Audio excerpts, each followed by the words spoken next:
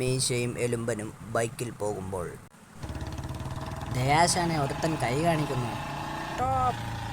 എന്താണ്? ഒരു ലിഫ്റ്റ് തരാമോ? ലിഫ്റ്റോ?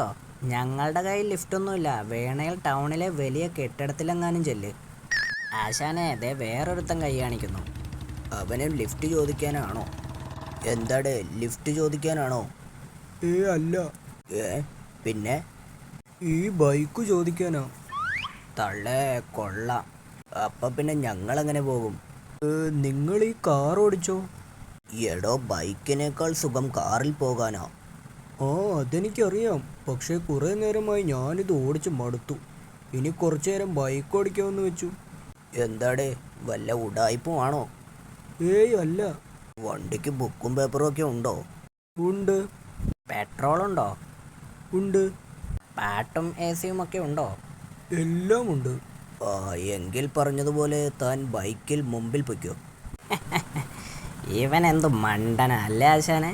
ശരിയാ, കാറുണ്ടായിട്ട് വെയിലത്ത് ബൈക്കിൽ പോകേണ്ട വല്ല കാര്യമുണ്ടോ? അയാൾ വീടിന് മുമ്പിലെത്തിയപ്പോൾ, എൻ്റെ വീടെത്തി, ഇനി നിങ്ങൾ ബൈക്കിൽ പൊയ്ക്കോ. ഈ കാറിന് ഒരു കുഴപ്പമില്ലല്ലോടെ, പിന്നെങ്ങനെയാ തനിക്ക് ഓടിച്ചു മടുത്തത്? മടുത്തിട്ടൊന്നുമല്ല.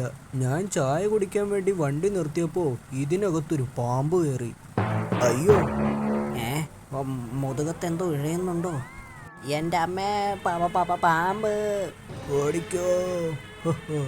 എന്തായാലും പാമ്പ് കടി കൊള്ളാതെ ഇങ്ങെത്തി.